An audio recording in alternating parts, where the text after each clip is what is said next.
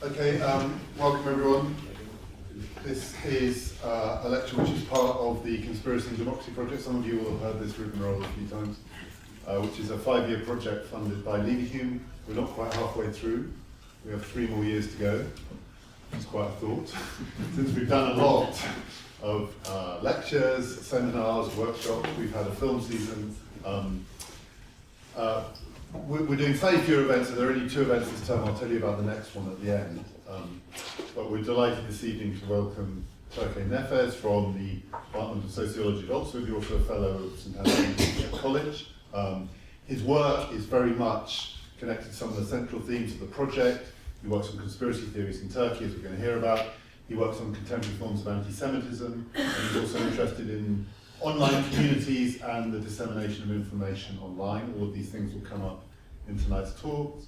We're delighted to have Aisha Zarakol from the Department of Politics and International Studies, who is an expert on many things, including Turkish politics, who will give a short response. So Turkay will speak for about 35 minutes, 5 to 10 minutes from Aisha, then we'll have a discussion, and then there are drinks, as always, outside afterwards. Right, thank you, David. And maybe I should first start with thanking the Conspiracy and Democracy project for making this lecture possible and being excellent hosts. My PhD work was, like as David mentioned, was like focusing on anti-Semitic conspiracy theories in Turkey. I basically looked at best-selling books that were mainly anti-Semitic conspiracy theories, like Soner Yalçın's books about Efendi in the mid-2000s. And now I'm doing my postdoctoral research, and basically this presentation is part of it. And this is the main topic I'm dealing with at the moment is the impacts of the Turkish government's conspiratorial response to the Gezi Park protests. And the presentation I'll make today is basically about my study on the online perception of these conspiracy theories. And I basically looked at online forum websites like Ekşi Sözlük, which is very popular in Turkey, and how people commented on these accounts. So I will basically analyze this data. And I have to also, before I forget, I have to thank 3 colleagues from Oxford who helped me with this, with the coding of the data. Furkan Aksoy, Evrim Altıntaş, and Al Huayan, and Michael Biggs for his comments. And let's go to, at the expense of the feelings of suspense, I'll give you the 2 main points to take away today from this talk. Basically, I'll argue that the political views of people predict the ways they interpret the Turkish government's conspiracy theories about the Gezi Park protests. And another main point of today's discussion is related with the first one, is the government's rhetoric concerning the protests increased the political fragmentation in Turkey. And the main plan that's for the talk is basically first I'll talk a little bit about the literature on conspiracy, academic literature on conspiracy theories, and my own theoretical point of view, which is rational choice perspective and its merits. And then I'll introduce the conspiracy theories in Turkey from a wider perspective and the Gezi Park protests. And then I will basically talk about the findings and methods and analysis of the data.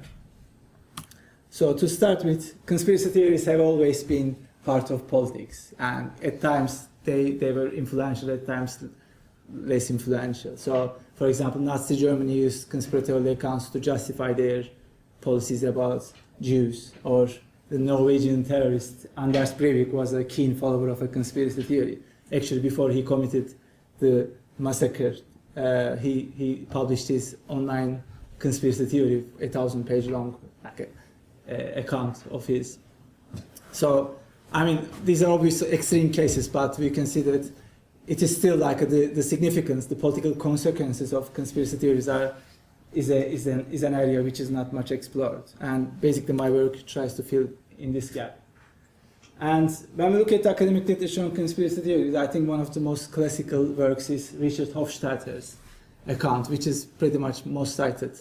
And he basically calls conspiracy theories as the paranoid style. It's he understands conspiracy theories as a way of understanding politics in the world. So, and he sees seeing conspiracy as the motive force of historical events. And one of the most significant differentiations he makes, which is quite relevant, I think, is he calls conspiracy theories as intensely rationalistic accounts. They are very rational in understanding what's going on. But then he says the distinguishing characteristic of these accounts is their leap into fantasy. They become like a value-laden products or false beliefs by a curious leap in imagination. And this differentiation Hofstadter has actually is pretty much shaping the academic literature on conspiracy theories. Some argue that conspiracy theories are value-laden accounts, false beliefs of paranoid groups and like a political extremists, like the extreme right or left using. And like, for example, Daniel Pipes argues that a conspiracy is a fear of a non-existent conspiracy theory. So basically it's a false belief. And Sunstein and Vermeer argue that government officers should infiltrate conspiratorial circles to deconstruct these crippled epistemological arguments. And on the other hand, like Hofstadter's argument, there's another line of research. They see conspiracy theories as instrumental rational accounts people use to understand social reality. For example, Peter Knight suggests that it's a do-it-yourself sociology in an age that finds any discussion of social causation deeply suspicious. So you could see like Hofstadter's two line of seeing conspiracy theories. One is like a false beliefs, paranoid accounts, value-laden products, and the other one is very rationalistic. It's kind of, in a way, shaping the scholarship. And my own contribution is, I think, like a conspiracy theories can be both, and I think there is a wider perspective, theoretical perspective needed to understand this. And I basically, in my research, use rational choice perspective, basically because its methodological individualism enables me to analyze individuals' perceptions and interpretations of conspiracy theories by its focus on individuals. And I also use Raymond Boudon's like a version of rational choice theory, which takes into account not only instrumental rationality, but also value-laden rationality, which means like in an example on conspiracy theories, if we see, like we could argue that people might use conspiracy theories in an instrumental rational way, meaning like, for example, against their political opponents to accuse them. And they don't even need to believe in these conspiracies. They can just use it as a political weapon. And conspiracy theories, on the other hand, could also be value-laden products. The values or beliefs you hold could lead you to conspiracy theories. For example, you might believe that there are evil forces in society, and you might associate certain groups with these evil easily, like through conspiracy theories. And in my research, basically, to try to understand these both rationale, I basically use political orientation as a variable, because basically political orientation as a variable combines these two way of seeing conspiracy theories, because people hold political values and people have political interests. So I use it like more pragmatically as a variable that could like refer to both. And in that way, I also try to combine these two views, like one conspiracy theories as value-laden products, another is instrumental rational accounts. So let me find my way. Okay, good. Then let me a little bit talk about the conspiracy theories in Turkey and in Turkish politics and the Gezi Park protests. These are basically like a representative. I mean, I use, by the way, images not for a political agenda. I just like pick them for their illustrative powers. This is a kind of cartoon. Basically, this guy is a conspirator, and he says, "I'm such a bad conspirator that even the Turkish pop stars can find who I am." So it makes, I think, it's funnier in Turkish. And the other one is kind of like the photo in about the Gezi Park protest. Okay, and I think maybe we should draw a historical context of the conspiracy theories in Turkish politics.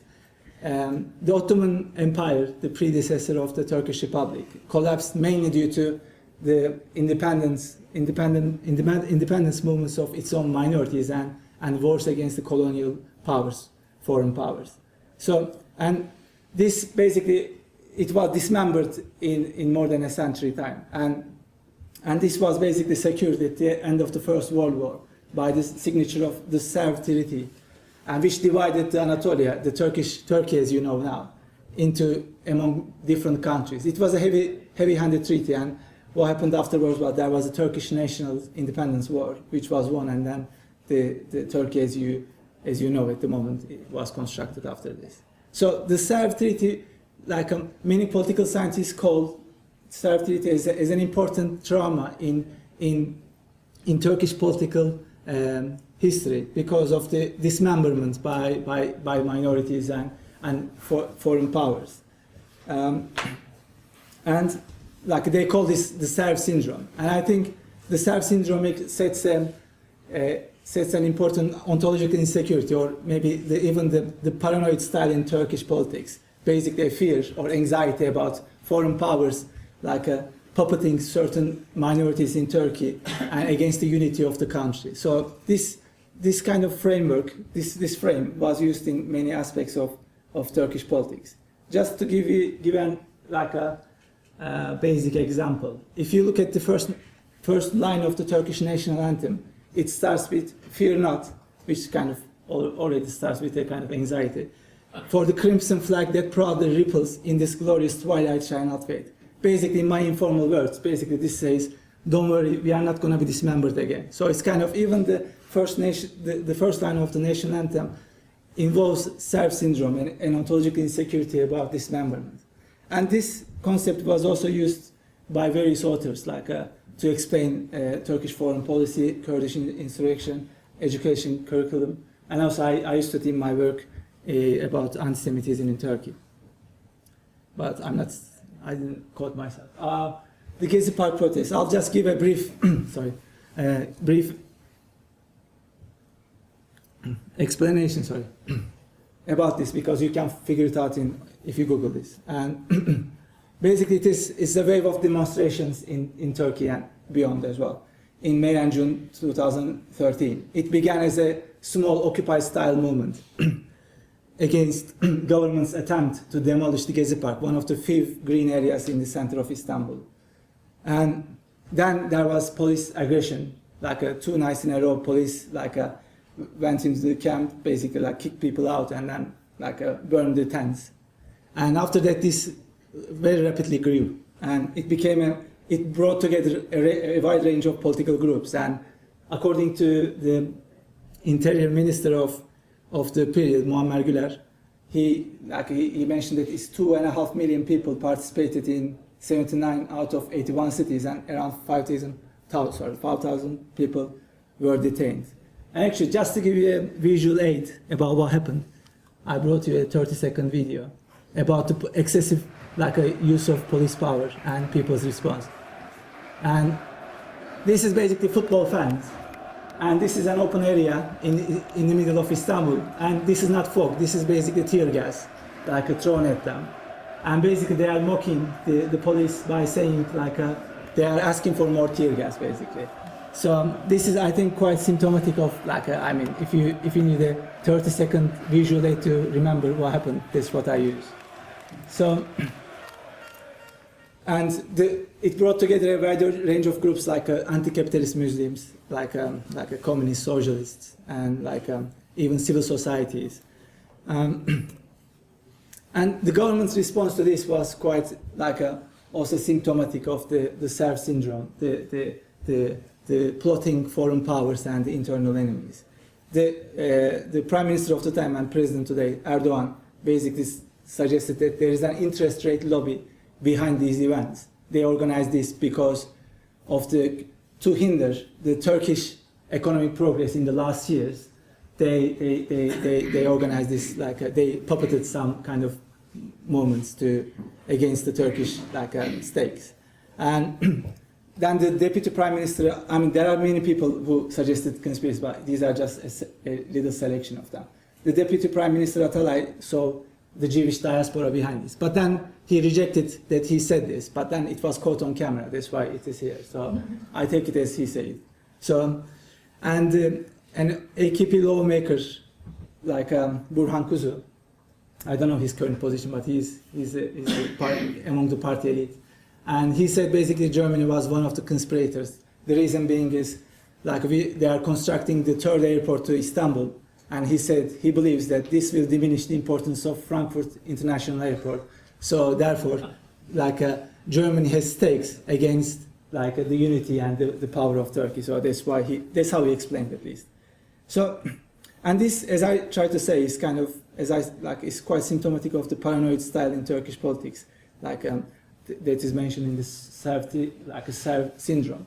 And actually, AKP's video that I will show, like a 3-minute video for local elections in 2014, is quite shows actually this Serv treaty, Serv syndrome, like the mentality of foreign conspirators against Turkish. All right?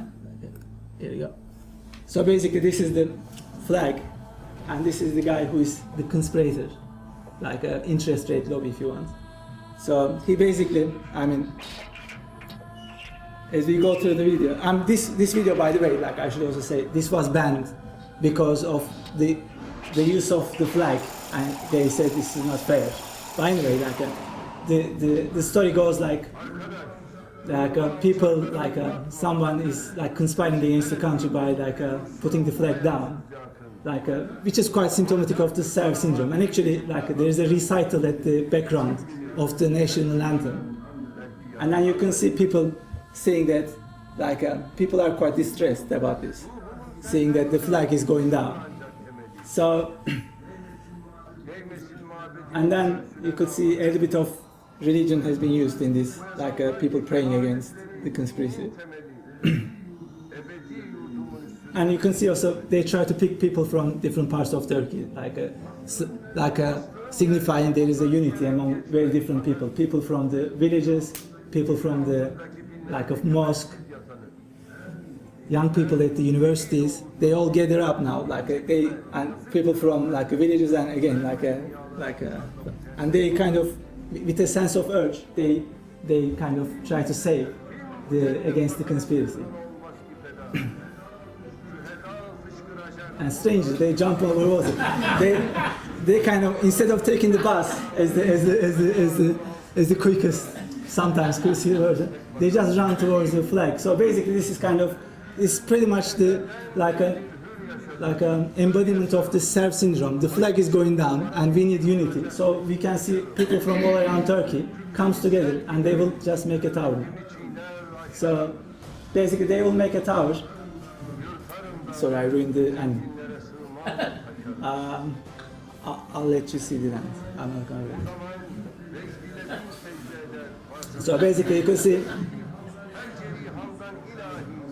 that people are coming to this kind of, you can see it's kind of the sense of unity that is trying to be disseminated against the conspiracy here. So this gentleman, he basically takes a shot for the team and sacrifices himself to save the flag at the end of the... Yeah, it's a bit absurd, yeah. So, and people shout, and basically Turkey's unity and Turkish unity is there, and they won against the conspirators. So, and then that was, you could see the political rationale behind how intrinsic the Serb syndrome in this video, and this and then I basically for my analysis, what I did is I looked at as I said, the most popular forum website in Turkey, Ekşi Sözlük, and I looked at the people's comments on the interest rate lobby argument. I tried to understand what people think about this conspiracy theory, and then I also, thanks to the website, I also traced their political orientations. I coded what they said about the interest rate lobby, and then I looked at the political orientations of these people to see if there's a relationship between these two. And basically, the protocols is I coded the text twice with amount difference to see, to make sure it is reliable. And then I exploited 3 friends of mine without any pay, to code them as well. They coded and then we compared our codes just to get this more reliable. And basically, with regards to political orientations, there was 100% agreement, and Kripal herself obviously won. This is a coefficient, by the way, that counts also for agreement by chance between coders. So interpretation of conspiracy theory, there was difference, but there was very little difference, although Kripal herself is quite low in the second one. But then we came together and basically we agreed on final coding. And basically the codes are quite simple because otherwise we will never manage to get it reliably kind of different. So basically I looked at the views on the conspiracy theory. Either people reject the conspiracy theory as suggested by the prime minister of the time, or people accept it. And an example to accept is basically the lobby that has been exploiting the Turkish economy. And then I looked at the political orientations of these people, and I basically, obviously it is very difficult to tease out what is their exact political orientation, but I categorize them between pro-AKP and anti-AKP, by looking at their past comments. And basically, a pro-AKP one example is Erdogan is the most successful leader, kind of argument. So, and then I ask the question: does political orientation predict the perception of the conspiracy theories? And then basically the crosstabs actually show pretty much the picture, but there were 337 people rejected the conspiracy theory by false, being as false account, but only one of them was pro-AKP, the rest was anti-AKP. And then when I looked at the acceptance rate, 23 people accepted and 12 didn't, and then those most of these people were the ones that accepted were pro-AKP. And then I ran a binary regression analysis, which found significant relationship between the political view and the interpretation of conspiracy theory. And then, the odds analysis showed that, if you move a person from anti-AKP to pro-AKP, he or she is 644 times more likely to believe in the conspiracy theory, which shows a quite strong relationship. And then I also conducted a qualitative analysis of these to understand how people reject and accept the conspiracy theory. Accepting conspiracy theory is just people say Erdogan is right, there is the interest rate lobby. But there are three different ways people reject the conspiracy theory. One form is some people believe that there is an interest rate lobby, but it is not as suggested by the Prime Minister, Erdogan, of the time. And then some people say Erdogan is wrong, basically, factually wrong, and then they basically underline that, the AKP cannot even understand the political reality, so they basically say they are wrong. And another sinister way of seeing this was AKP, this is just AKP propaganda, and this is a way of inventing an imaginary enemy. So these are three distinct ways people reject it. And I think these also kind of quite well support the argument that there's a relationship between the political orientations and the ways people interpret the conspiracy theory. Because first of all, most of the comments focused on the governments, right? So they did not even talk much about the possibility of the potential facts about the interest rate lobby. It was pretty much people talked about their views about the AKP, and then they rejected or accepted the conspiracy theory. And secondly, you could see that there's one group of people who were all anti-AKP.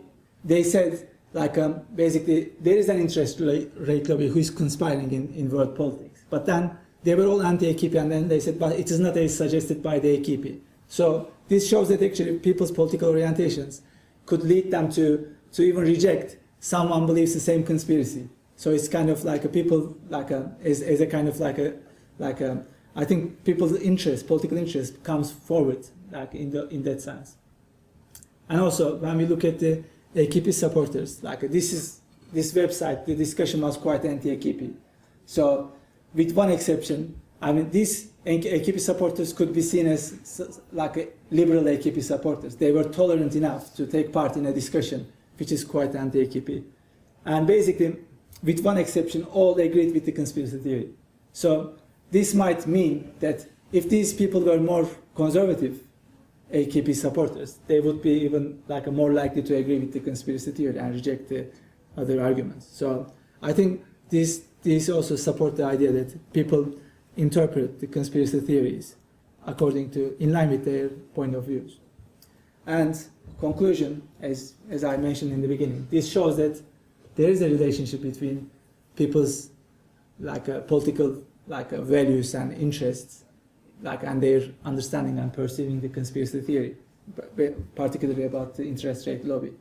And also, this also means that actually the government's conspiracy rhetoric increased the political fragmentation in Turkey by enhancing the existing division between AKP and anti-AKP and pro-AKP people. And also for the study of conspiracy theory, I think that this shows that if using rational choice perspective, we could combine two approaches in the scholarship, like the rationalistic account that conspiracy theories are rational accounts. In this case, they are instrumentally rational for uses of conspiracy theories by people according to their political views. And also, at the same time, they are accounts that are value-laden and beliefs and values are influential in them. And you could see that people's values about the AKP also influenced the ways in which they interpreted these accounts. So in that way, I think rational choice perspective helps us to transcend this kind of the division within the literature. And I think I'm going to stop here. Many thanks. Do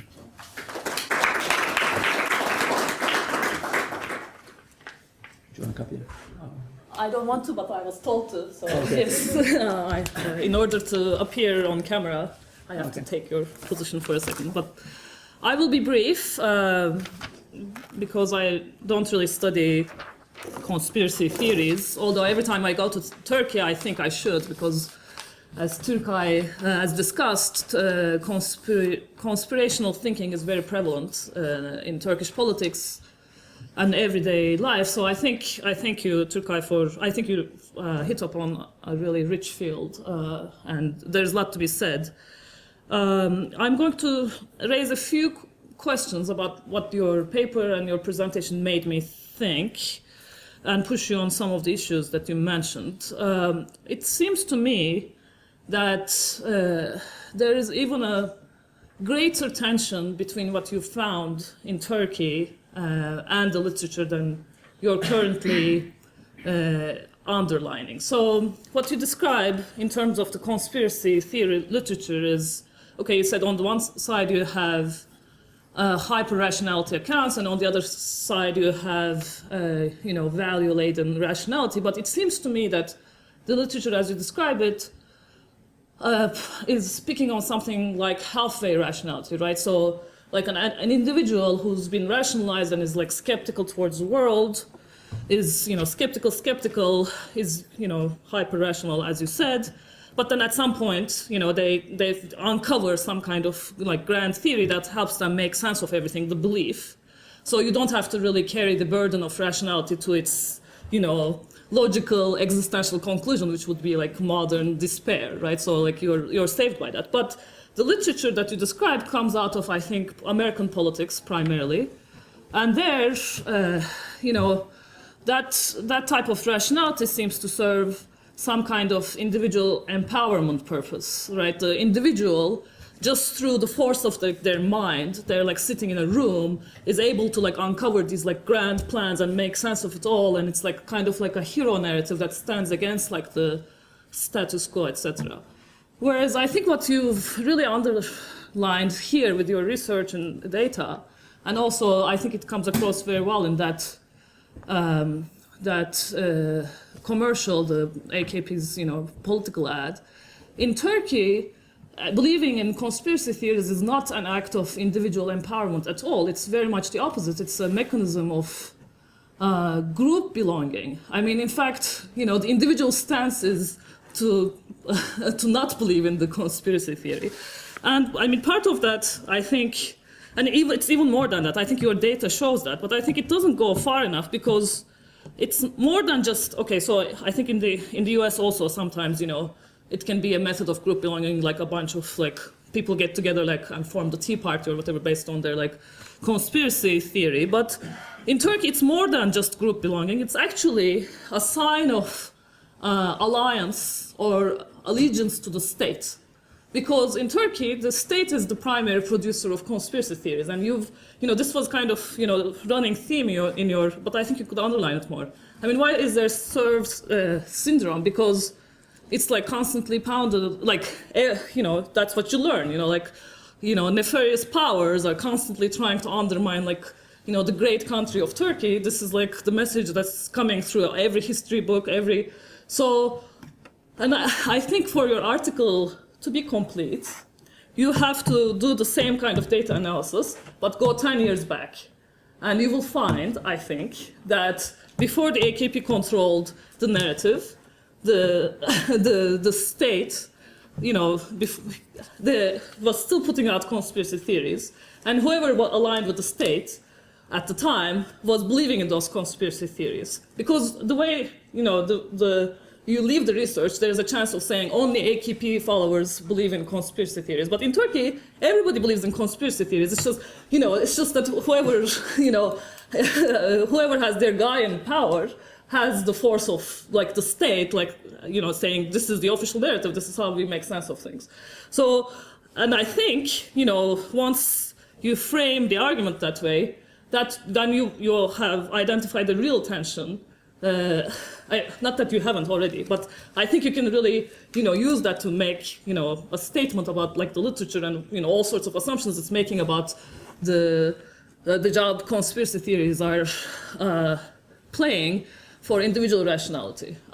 So can it be a mechanism of group cohesion and state building, in fact, and I suspect maybe the Turkish experience is more generalizable than the American experience, if you look at other contexts. But I'll leave it there. I'm sure a lot of people have a lot of questions.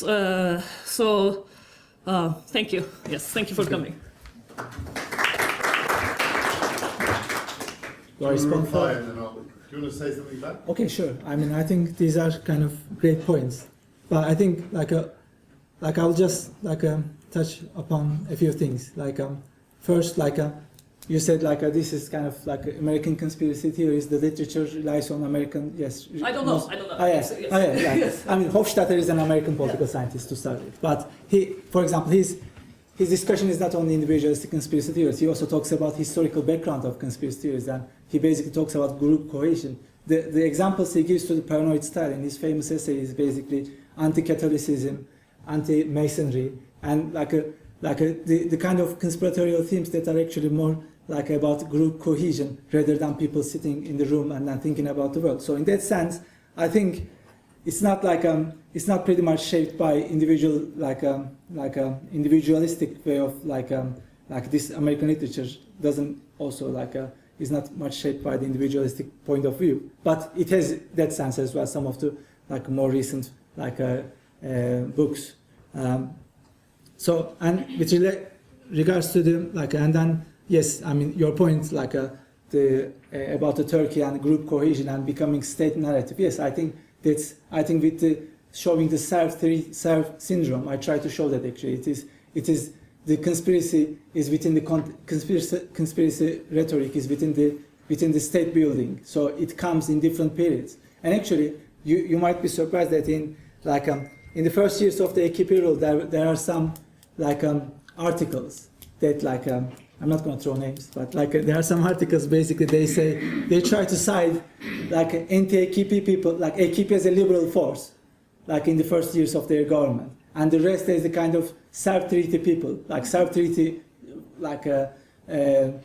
groups that kind of that have these paranoid views about anti-AKP. So because there were a lot of conspiracy theories about AKP as well. But then I think what is significant here is, as you said, it is intrinsic in the Turkish politics in such an extent that AKP, which was the subject of conspiracy theories 5 years ago, can use conspiracy theories, the same kind of serf syndrome-esque conspiracy theories to accuse others. So it's kind of it's as you said, it is pretty much within the embedded in the Turkish nation a building, as you said.